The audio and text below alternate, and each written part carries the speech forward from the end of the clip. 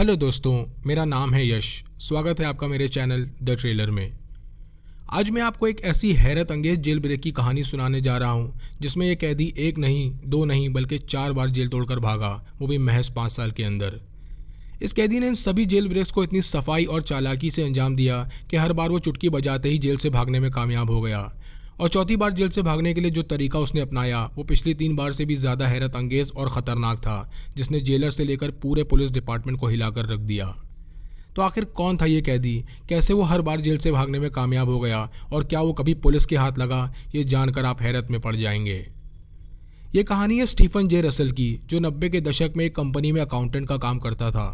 ये वो वक्त था जब स्टीफन के नाम कोई क्रिमिनल रिकॉर्ड नहीं था और वो एक बहुत शांत और साधारण जिंदगी जी रहा था। अपने ऑफिस में काम करने के दौरान एक सुबह कुछ ऐसा होता है जिसकी वजह से स्टीफन की ज़िंदगी एक ऐसा मोड़ लेती है जिसने उसे पूरे टेक्सास का मोस्ट वांटेड कैदी बनाकर रख दिया। एक सुबह रोज़ की तरह स्टीफन अपने डेस्क पर बैठा काम कर रहा था कि तभी उसके ऑफिसर का मैनेजर उसके पास आता है और उससे कहता है कि कंपनी ने उसे जॉब से निकालने का फैसला किया है। स्टीफन अपने मैनेजर से पूछता भी है कि आखिर कंपनी उसे जॉब से क्यों निकालना चाहती है, मगर मैनेजर उसे कोई वजह नहीं बताता और उससे कहता है कि कल से वो ऑफिस ना आए। चूँकि स्टीफन ने अपना काम हमेशा मेहनत और ईमानदारी से किया था, इसीलिए जॉब से निकाले जाने की वजह से वो बहुत गुस्सा और निराश हो जाता है। इस बात ने उसके दिमाग पर इतना गहरा असर किया कि ज़िंदगी को लेकर उसका नज़रिया ही बदल गया और वो एक अच्छे भले इंसान से एक ऐसे इंसान में बदल गया जिसमें सिर्फ गुस्सा और नफरत भरी थी। उसके अंदर बढ़ती कड़वाहट ने उसकी ज़िंदगी को एक ऐसे रास्ते पर ढकेल दिया जिसने उसकी ज़िंदगी को हमेशा हमेशा के लिए बदल कर रख दिया।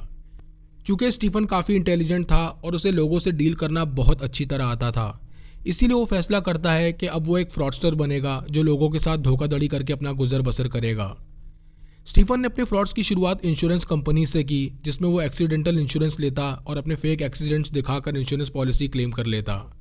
सन 1992 में अपने ऐसे ही एक फेक एक्सीडेंट ऑपरेशन के दौरान वो एक्सपोज हो जाता है, जिसके बाद इंश्योरेंस कंपनी उसे पुलिस के हवाले कर देती है।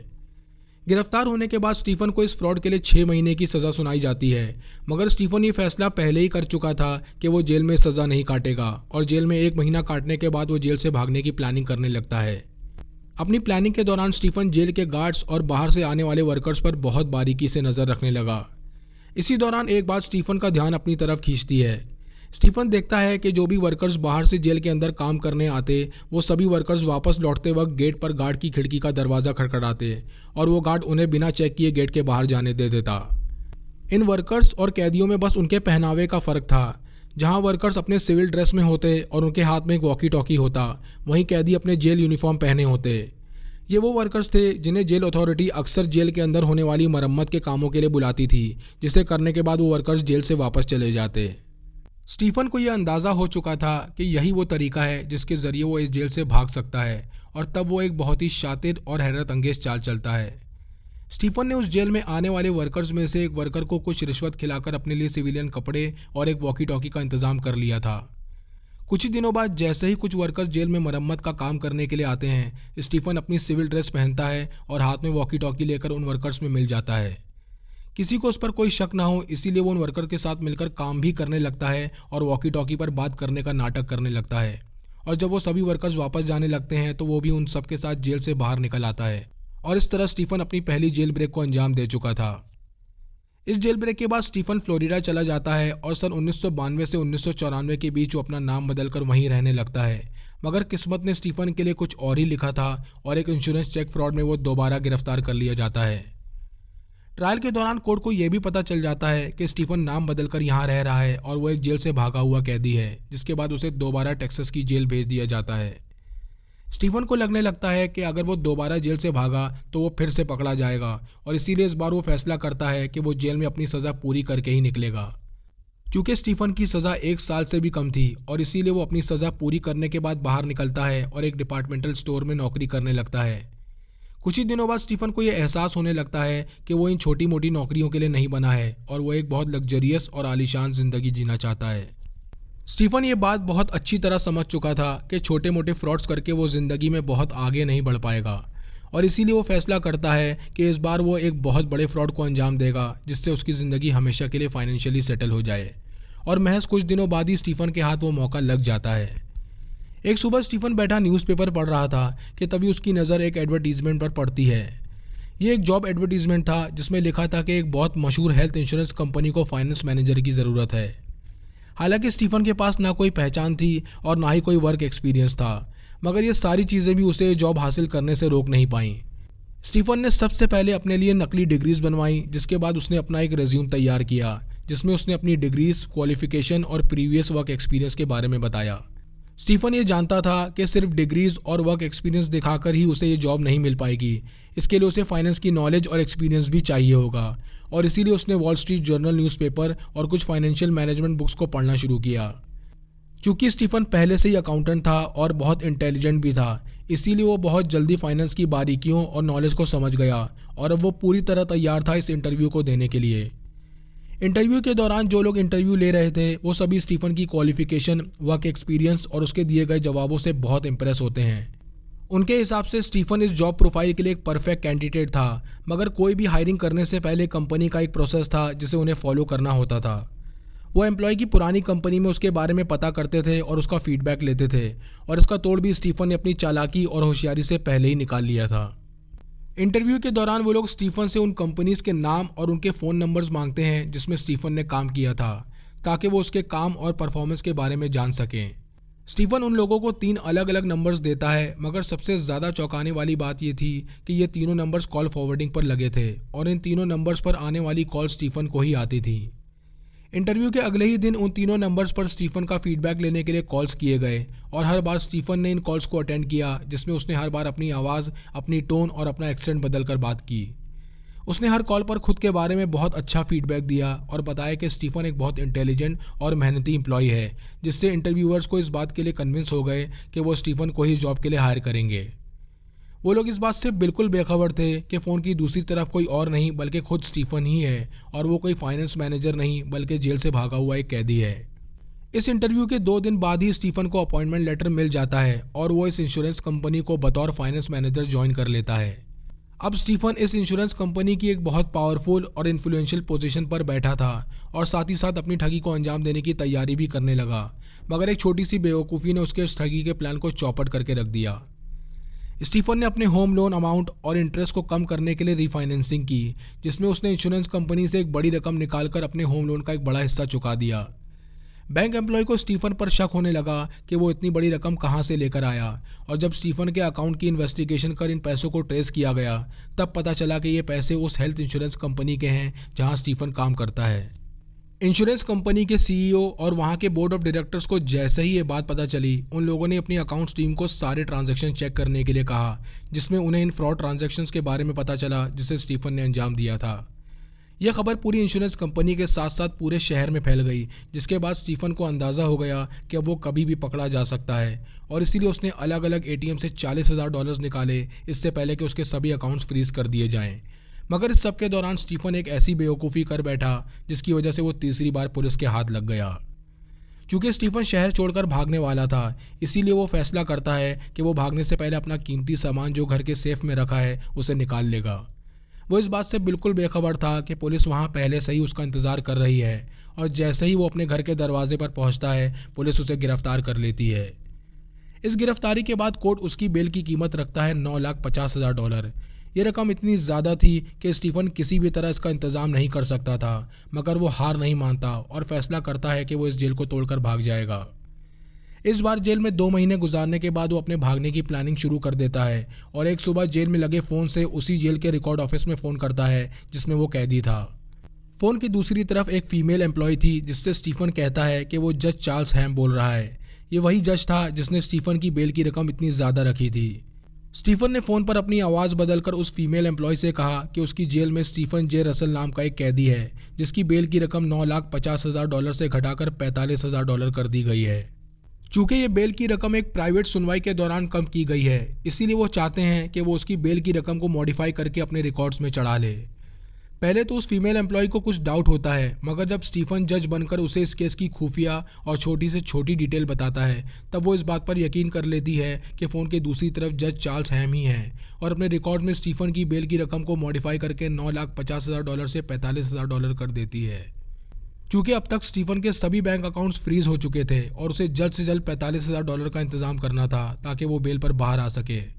स्टीफन को बार बार ये डर सता रहा था कि अगर इस फ़ोन कॉल के बारे में किसी को कुछ भी शक हो गया तो उसका पूरा प्लान चौपट हो सकता है, और तब वो फैसला करता है कि वो प्रिजनर फाइनेंस कंपनी की मदद लेगा।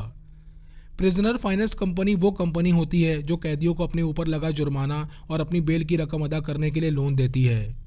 हालांकि स्टीफन फाइनेंस कंपनी के टर्म्स एंड कंडीशंस के हिसाब से लोन के लिए एलिजिबल नहीं था, मगर फिर भी वो किसी तरह फाइनेंस कंपनी को अपनी बेल की रकम चुकाने के लिए राज़ी कर लेता है, और इस तरह वो अपनी चालाकी की वजह से दोबारा जेल से भागने में कामयाब हो जाता है।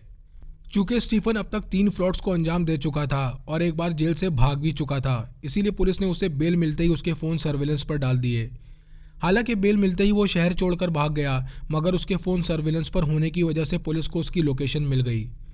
पुलिस ने उसे फ़ोन पर किसी से यह कहते हुए सुन लिया कि वो फ्लोरिडा के एक होटल में रुका हुआ है जो पाम बीच पर है, और यहीं से पुलिस ने उसे चौथी बार गिरफ्तार कर लिया, जिसके बाद कोर्ट उसे इंश्योरेंस कंपनी फ्रॉड और शहर से भागने के लिए 40 साल की सज़ा सुनाती है। सज़ा सुनाने के दौरान ही स्टीफन ये फैसला कर चुका था कि वो इस जेल को भी तोड़कर भाग जाएगा, मगर इस बार उसे अपनी सज़ा काटने के लिए दूसरी जेल भेजा गया जिसकी सिक्योरिटी पिछली जेल से कई ज़्यादा टाइट थी। वहाँ के जेलर और गार्ड्स को भी इस बात की खबर दे दी गई थी कि स्टीफन पहले भी 2 बार जेल से भाग चुका है और उस पर कड़ी नज़र रखी जाए।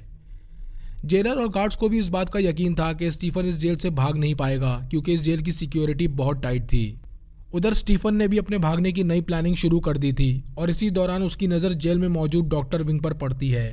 ये वो विंग था जिसमें डॉक्टर्स की एक टीम थी जो जेल में रह रहे कैदियों की बीमारियों का इलाज करते थे। ये सभी डॉक्टर्स एक ग्रीन कलर का एप्रिन पहनते थे, और यहीं से स्टीफन के दिमाग में वो आइडिया आया जिसकी वजह से वो इस जेल से भागने में कामयाब हो गया। स्टीफन को लगने लगता है कि अगर वो किसी तरह अपने कपड़ों पर भी ग्रीन कलर कर ले तो वो भी डॉक्टर्स की टीम में शामिल होकर जेल से भाग सकता है, और इसके लिए उसने एक गार्ड को रिश्वत खिलाकर अपने लिए ग्रीन कलर की डाई मंगा ली। चूँकि स्टीफन के पास 2 जोड़ी यूनिफॉर्म थे, इसीलिए एक रोज़ कपड़े धोने के दौरान उसने अपने यूनिफॉर्म पर ग्रीन कलर की डाई से बिल्कुल वैसा ही कलर कर लिया जैसा उन डॉक्टर्स के एप्रिन का कलर था। अब स्टीफन सही वक्त और सही मौके का इंतज़ार करने लगा इस जेल से भागने के लिए, और 13 दिसंबर सन 1996 की सुबह 4 बजे वो पहले ग्रीन कलर का यूनिफॉर्म पहनता है और उसके ऊपर जेल यूनिफॉर्म पहन लेता है। यूनिफॉर्म पहनने के बाद स्टीफन जेल के एक खाली और सुनसान हिस्से में जाता है और वहाँ अपनी जेल यूनिफॉर्म उतार कर छुपा देता है। अब स्टीफन के बदन पर वो ग्रीन कलर का यूनिफॉर्म था जिसे उसने डाई किया था, और जो देखने में बिल्कुल डॉक्टर्स के एप्रिन की तरह लग रहा था।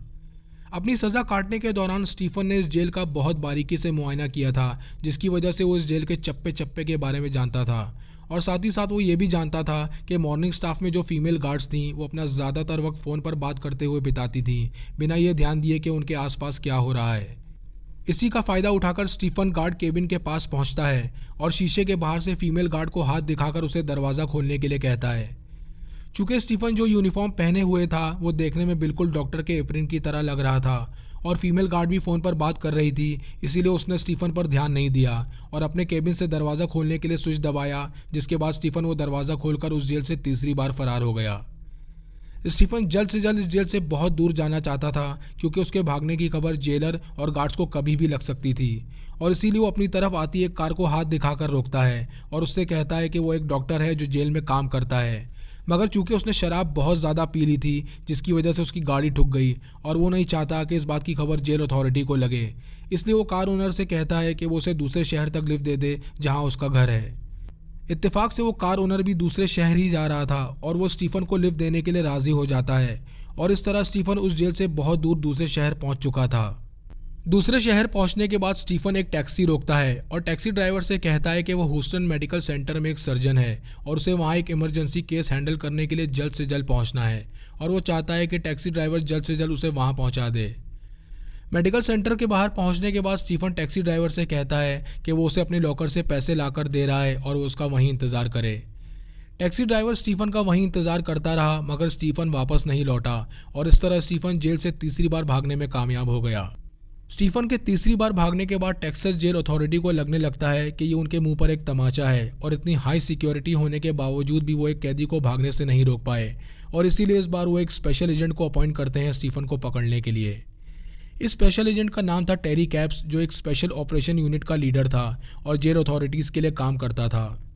टेरी ये बात बहुत अच्छी तरह जानता था कि स्टीफन बहुत चालाक और शातिर है और उसे पकड़ना इतना आसान नहीं होगा, और इसीलिए टेरी ने एक स्पेशल टास्क फोर्स बनाई जिसका काम था सिर्फ स्टीफन को पकड़ना। स्पेशल टास्क फोर्स ने स्टीफन को ढूंढने की शुरुआत टेक्सास के शहर हैंसविल से की, जहां वो जेल थी जिससे स्टीफन भागा था। मगर चूंकि स्टीफन वहां से पहले ही ह्यूस्टन भाग चुका था, इसीलिए टास्क फोर्स के हाथ कुछ नहीं लगता। कुछ वक्त ह्यूस्टन में गुजारने के बाद स्टीफन मिसिसिपी के शहर बिलॉक्सी चला जाता है, जहां वो गैम्बलिंग करके कुछ पैसे कमाना चाहता था। उधर टेरी और उसकी टीम स्टीफन को ढूंढने के लिए दिन रात काम कर रही थी, और तभी उनके हाथ एक ऐसे शख्स की पहचान लगती है जो पिछले कुछ दिनों से स्टीफन के कांटेक्ट में था। इस शख्स से पूछताछ करने पर टेरी को पता चलता है कि स्टीफन मिसिसिपी के शहर बिलॉक्सी में है, और टेरी फौरन बिलॉक्सी के शेरिफ को कांटेक्ट करता है और उसे स्टीफन की फोटोज फैक्स कर देता है। फोटोज फैक्स करने के महज 2 दिन बाद ही स्टीफन शेरिफ के हाथ लग जाता है, और सबसे ज़्यादा चौंकाने वाली बात यह थी कि इस शेरिफ की टक्कर इत्तेफाक से एक मार्केट में स्टीफन से हो गई। स्टीफन को देखते ही शेरिफ को उस पर शक होने लगता है, और जैसे ही फैक्स की हुई फ़ोटो निकालकर वो स्टीफन से मिलाता है, वो उसे फ़ौरन गिरफ्तार कर लेता है, और इस तरह वो 5वीं बार पुलिस के हाथ लग चुका था। इसे स्टीफन की बदकिस्मती कहें या उसकी बेवकूफ़ी कि वो जिन पुलिस वालों से बचकर भाग रहा था, वो उन्हीं के हाथ अपने आप बहुत आसानी से लग गया, और जिस शेरिफ से वो टकराया वो उसकी फ़ोटो लेकर उसे ही ढूंढ रहा था। गिरफ्तारी के बाद स्टीफन को फिर से टेक्सास जेल भेज दिया गया अपनी सज़ा काटने के लिए, मगर इस बार उसकी सज़ा में 5 साल और बढ़ा दिए गए और उसकी सज़ा को 45 साल कर दिया गया। इस बार कोर्ट ने सज़ा सुनाते हुए ये भी कहा कि स्टीफन को बेल जब ही मिल सकती है जब वो कम से कम अपनी सज़ा के 11 साल जेल में काट ले। मगर स्टीफन ने इस बार जेल से भागने का वो हैरत अंगेज़ और अनोखा तरीका अपनाया जिसने पूरी टेक्सास जेल अथॉरिटी और वहाँ के जेलर को हिला कर रख दिया। स्टीफन इतनी बार कोर्ट ट्रायल फेस कर चुका था कि अब वो बेल पाने की सभी कंडीशंस के बारे में बहुत अच्छी तरह जान चुका था, और तब उसकी नज़र एक लूप होल पर पड़ती है जिसके ज़रिए वो बेल पर बाहर निकल सकता था। मगर इस लूप होल का इस्तेमाल करने का तरीका इतना ख़तरनाक था कि इसमें स्टीफन की जान भी जा सकती थी। कोर्ट का ये रूल था कि अगर किसी कैदी को सज़ा काटने के दौरान कोई बहुत बड़ी बीमारी हो जाती है तो वो बेल पर बाहर आ सकता है, और इसी रूल का गलत इस्तेमाल स्टीफन ने किया बेल पाने के लिए। स्टीफन फैसला करता है कि वो कोर्ट और जेल अथॉरिटी को इस बात का यकीन दिलाएगा कि उसे एड्स है, ताकि उसे आसानी से बेल मिल सके। मगर ये काफ़ी मुश्किल काम था जिसके लिए बहुत बड़ी प्लानिंग की ज़रूरत थी। अपनी इस प्लानिंग को अंजाम देने के लिए स्टीफन भूखे रहना शुरू करता है, जिसकी वजह से उसका वज़न बहुत तेज़ी से गिरने लगा और वो एक बीमार मरीज़ की तरह दिखने लगा। वज़न गिराने के साथ साथ वो अक्सर उल्टी करने का नाटक भी करता, जिससे लोगों को लगे कि उसकी बीमारी बढ़ती ही जा रही है। स्टीफन ने यहाँ भी जेल की डॉक्टर टीम के एक डॉक्टर को रिश्वत खिलाकर अपनी तरफ कर लिया और उससे कहा कि वो उसके लिए एक झूठी मेडिकल रिपोर्ट बनाए जिसमें यह लिखा हो कि उसे एड्स है। अब स्टीफन की ख़राब होती हालत और उस डॉक्टर की रिपोर्ट से जेल अथॉरिटी को इस बात का यकीन हो गया कि उसे एड्स है, और अब वो अपने सेल में ही बेड पर आराम करने लगा, और इस तरह उसने बेड पर लेटकर 8 महीने गुजार दिए। सबसे ज़्यादा हैरान करने वाली बात यह थी कि इन 8 महीनों में किसी दूसरे डॉक्टर ने स्टीफन का दोबारा टेस्ट नहीं कराया। वो सभी डॉक्टर उस मेडिकल रिपोर्ट से पूरी तरह सहमत थे जो उस पहले डॉक्टर ने बनाई थी। स्टीफन सबसे ज़्यादा इस बात पर जोर दे रहा था कि जेल अथॉरिटी और कोर्ट इस बात पर यकीन कर लें कि अब वो कभी भी मर सकता है, और उसे पैरोल पर बाहर निकालकर हॉस्पिटल में उसे एडमिट करा दें जहां उसका इलाज हो सके। इसी दौरान स्टीफन अपनी हालत को और ज़्यादा सीरियस दिखाने के लिए एक बहुत जोखिम भरा और ख़तरनाक कदम उठाता है। स्टीफन को जो नींद की दवाइयाँ रोज़ दी जाती थी वो उन दवाइयों को अपने पास जमा करने लगा, और जब बहुत सारी नींद की गोलियाँ उसके पास जमा हो गईं तो उन सब गोलियों को एक साथ खा गया। इसी दौरान ड्रग्स का ओवरडोज होने की वजह से स्टीफन की हालत बहुत ख़राब हो गई और वो 4 दिन के लिए कोमा में चला गया। इस हादसे के बाद जेल अथॉरिटी और बाकी डॉक्टर्स को इस बात का यकीन हो गया कि स्टीफन अब कभी भी मर सकता है, और वो उसे पैरोल पर बाहर निकालकर टेक्सास के शहर कैनेडी में इलाज के लिए एक हॉस्पिटल में भर्ती करा देते हैं। हॉस्पिटल पहुंचने के बाद स्टीफन का इलाज शुरू होता है, और इसी दौरान वो फैसला कर लेता है कि अब वो हमेशा हमेशा के लिए इन पुलिस वालों और कानून से अपना पीछा छुड़ा लेगा, और इसके लिए जो रास्ता स्टीफन ने चुना वो था खुद की मौत का नाटक। स्टीफन जानता था कि अगर वो किसी तरह खुद को मरा हुआ साबित कर दे तो कानून और पुलिस उसे ढूंढना बंद कर देंगे, और इसके लिए वो फिर से एक हैरत अंगेज चाल चलता है। स्टीफन एक दिन हॉस्पिटल से जेल अथॉरिटीज़ को कॉल करता है और उनसे कहता है कि वो एक डॉक्टर है जिसका नाम एडम रूस है। वो जेल अथॉरिटीज़ को बताता है कि वो एड्स का स्पेशलिटी डॉक्टर है, और उसके पास एड्स का एक एक्सपेरिमेंटल ट्रीटमेंट है जिसे वो किसी पेशेंट पर एक्सपेरिमेंट करना चाहता है, और अगर उनके पास ऐसा कोई पेशेंट है जिसे एड्स है तो वो उसे हैंडओवर कर दें एक्सपेरिमेंट के लिए। जेल अथॉरिटीज़ को भी लगता है कि स्टीफन वैसे भी मरने वाला है और शायद वो इस एक्सपेरिमेंटल ट्रीटमेंट से बच जाए, इसीलिए वो कोर्ट से अप्रूवल लेकर उसे डॉक्टर एडम के हैंडओवर करने की तैयारी करने लगते हैं। जेल अथॉरिटीज़ इस बात से बिल्कुल बेखबर थे कि फ़ोन की दूसरी तरफ कोई डॉक्टर नहीं बल्कि स्टीफन ही है। इसी दौरान स्टीफन अपने एक पुराने साथी को हॉस्पिटल से फ़ोन करता है और उससे कहता है कि वो उसके नाम का डेथ सर्टिफिकेट बनवाए जिस पर डॉक्टर एडम रूस के साइन हो, और साथ ही साथ उससे ये भी कहता है कि वो उसे लेने के लिए हॉस्पिटल आ जाए ताकि वो जेल अथॉरिटीज़ को ये बता सके कि वो अपने रिश्तेदार के साथ डॉक्टर एडम रूस के यहाँ जाएगा। हॉस्पिटल से बाहर निकलने के 2 दिन बाद ही स्टीफन अपना death certificate hospital, jail authority और कोर्ट को एक कोरियर के जरिए भेज देता है, जिससे सबको इस बात का यकीन हो जाता है कि अब स्टीफन इस दुनिया में नहीं रहा और वो उसके खिलाफ सभी केसेस को बंद कर देते हैं। क्योंकि ये कोरियर सबको डॉक्टर एडम रूस के नाम से मिला था, इसीलिए सबको लगने लगता है कि एक्सपेरिमेंटल ट्रीटमेंट के दौरान स्टीफन की मौत हो गई। अब स्टीफन को पुलिस ने भी ढूंढना बंद कर दिया था और इसी तरह वो चौथी बार जेल से भागने में कामयाब हो चुका था। कुछ ही हफ्तों बाद स्टीफन की सेहत भी पहले से अच्छी हो गई और उसका वजन भी बढ़ गया जो उसने जेल में घटाया था, मगर अपनी ठगी की आदत से मजबूर वो फैसला करता है कि वो एक बार फिर से एक ठगी को अंजाम देगा। इस बार वो फैसला करता है कि वो अपनी फ़ोटो लगाकर एक लॉयर का फर्जी आईडी कार्ड बनाएगा, मगर इस बार उसकी किस्मत उसे ऐसा धोखा देती है कि उसकी आज़ादी का सफ़र हमेशा हमेशा के लिए ख़त्म हो जाता है। स्टीफन एक प्रिंटिंग शॉप में जाता है और वहाँ के ओनर से कहता है कि वो उसे एक लॉयर आईडी कार्ड बनाकर दे दे। हालांकि ये सुनते ही शॉप ओनर को स्टीफन पर शक होने लगता है, मगर वो उसे आईडी कार्ड बनाकर दे देता है। स्टीफन जैसे ही उस शॉप से बाहर निकलता है, वो शॉप ओनर इस बात की खबर टेक्सास पुलिस को दे देता है और साथ ही साथ उन्हें उस आईडी कार्ड का फ़ोटो भी फैक्स कर देता है जो उसने अपने लिए बनवाया था। पुलिस ऑफिसर जैसे ही आईडी कार्ड देखता है, वो फ़ोटो में स्टीफन को फ़ौरन पहचान लेता है और इस बात की खबर स्पेशल एजेंट टेरी को दे देता है। टेरी को जैसे ही स्टीफन के बारे में पता चलता है, उसके पैरों तले ज़मीन सरक जाती है। टेरी को अब तक यही लग रहा था कि स्टीफन जेल में अपनी 45 साल की सज़ा काट रहा है और उसे जैसे ही स्टीफन के आईडी कार्ड के बारे में पता चला, वो फ़ौरन जेल अथॉरिटी को कांटेक्ट करता है और उसे स्टीफन के बारे में पूछता है। जेलर टेरी को बताता है कि 1 साल पहले स्टीफन को एड्स हो गया था, जिसकी वजह से उसे पैरोल पर छोड़ दिया गया था और उसके बाद उसकी मौत हो गई। ये सुनते ही टेरी हक्का बक्का रह जाता है और वो ये समझ चुका था कि स्टीफन एक बार फिर से सबको बेवकूफ़ बनाकर जेल से भाग गया है। टेरी फौरन अपनी एक टीम बनाकर स्टीफन को फिर से ढूंढना शुरू कर देता है। अपनी मौत का नाटक करने के महज कुछ हफ्तों बाद ही स्टीफन डैलस शहर के एक बैंक पहुंचता है, जहां वो बैंक मैनेजर से कहता है कि वो एक मिलियनेयर है और उसे $2 लाख का लोन चाहिए है। स्टीफन की कहानी सुनने के बाद बैंक मैनेजर को उस पर शक होने लगता है और वो स्टीफन से कहता है कि वो कुछ देर यहीं इंतज़ार करे और वो अंदर जाकर FBI को इस बारे में सब कुछ बता देता है। स्टीफन को इस बात का अंदाज़ा हो गया था कि बैंक मैनेजर को उस पर शक हो गया है और अब वो पकड़ा जा सकता है, और इसीलिए बैंक में काम कर रहे लोगों का ध्यान भटकाने के लिए उसने हार्ट अटैक का नाटक किया और ज़मीन पर गिर गया। ज़मीन पर गिरते ही बैंक मैनेजर एम्बुलेंस बुलाता है और एम्बुलेंस स्टीफन को लेकर हॉस्पिटल के लिए निकल जाती है। चूँकि बैंक मैनेजर स्टीफन के बारे में FBI को पहले ही बता चुका था, इसीलिए हॉस्पिटल में स्टीफन के रूम के बाहर 2 गार्ड खड़े कर दिए गए ताकि FBI के आने तक वो उस पर नज़र रख सकें। इस बार भी स्टीफन अपनी चालाकी का इस्तेमाल करते हुए अपना पुराना पैतरा आजमाता है। वो हॉस्पिटल स्टाफ से कहता है कि उसे अपनी वाइफ को कॉल करना है और अपने रूम में लगे फ़ोन से हॉस्पिटल एडमिनिस्ट्रेशन को कॉल करता है और उनसे कहता है कि वो FBI ऑफिसर बोल रहा है और स्टीफन को छोड़ दिया जाए, क्योंकि उन्होंने उसके बारे में छानबीन कर ली है और उन्हें उस पर कोई शक नहीं है। हॉस्पिटल एडमिनिस्ट्रेशन इस बात की खबर FBI को देता है और उन्हें बताता है कि उन्हें एक FBI ऑफिसर का कॉल आया था जिसमें उसने स्टीफन को छोड़ने के लिए कहा है। FBI ऑफिसर्स हैरत में थे कि उन्होंने तो कभी ऐसा कोई कॉल किया ही नहीं, तो फिर हॉस्पिटल एडमिनिस्ट्रेशन को किसने कॉल किया। उधर टेरी को भी स्टीफन के डैलस में होने की खबर लग जाती है और वो पूरे डैलस के एक एक होटल में स्टीफन को ढूंढना शुरू करता है। तहकीकात में टेरी को पता चलता है कि स्टीफन ने अपने छुपने के लिए कई होटल्स बदले हैं और वो अब भी लगातार होटल्स बदल रहा है।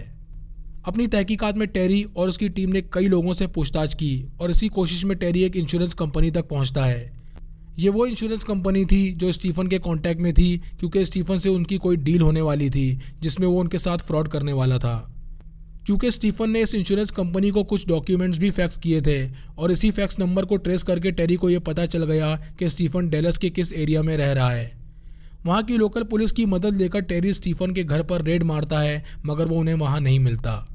वो लोग रेड करके वापस लौट ही रहे थे कि रास्ते में एक ऑफिसर की नज़र स्टीफन पर पड़ जाती है और वो लोग फ़ौरन उसे घेर कर गिरफ्तार कर लेते हैं और इस तरह स्टीफन 6ठी बार पुलिस के हाथ लग चुका था। चूँकि स्टीफन इतनी बार जेल से भाग चुका था जिसकी वजह से कोर्ट और पुलिस को बहुत बदनामी सहनी पड़ी थी और इसीलिए इस बार कोर्ट फैसला करता है कि वो उसे सख्त से सख्त सज़ा सुनाएगा।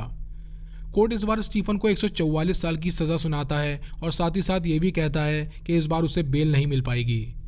स्टीफन को इस बार टेक्सास की सबसे खतरनाक जेल भेज दिया जाता है जहां मर्डरर्स और टेररिस्ट कैद थे। ये जेल इतनी खतरनाक थी कि हर कैदी को यहाँ 23 घंटे अपने सेल में अकेले गुजारने होते थे और बाकी बचे 1 घंटे में वो अपनी एक्सरसाइज और साफ सफाई का ख्याल रख सकते थे। स्टीफन आज भी उसी जेल में अपनी सज़ा काट रहा है और अपनी मौत का इंतज़ार कर रहा है। ये थी कहानी उस शातिर कैदी की जो हर बार जेलर, गार्ड्स और पुलिस को चकमा देने में कामयाब हो गया, मगर उसकी ख़राब किस्मत कहें या उसकी बेवकूफ़ी कि वो हर बार पकड़ा गया और आखिरकार उसने अपनी पूरी ज़िंदगी जेल में बिताई। आपको ये कहानी कैसी लगी कमेंट सेक्शन में लिखकर ज़रूर बताएं। चैनल को लाइक और सब्सक्राइब करें। मिलते हैं नेक्स्ट वीडियो में।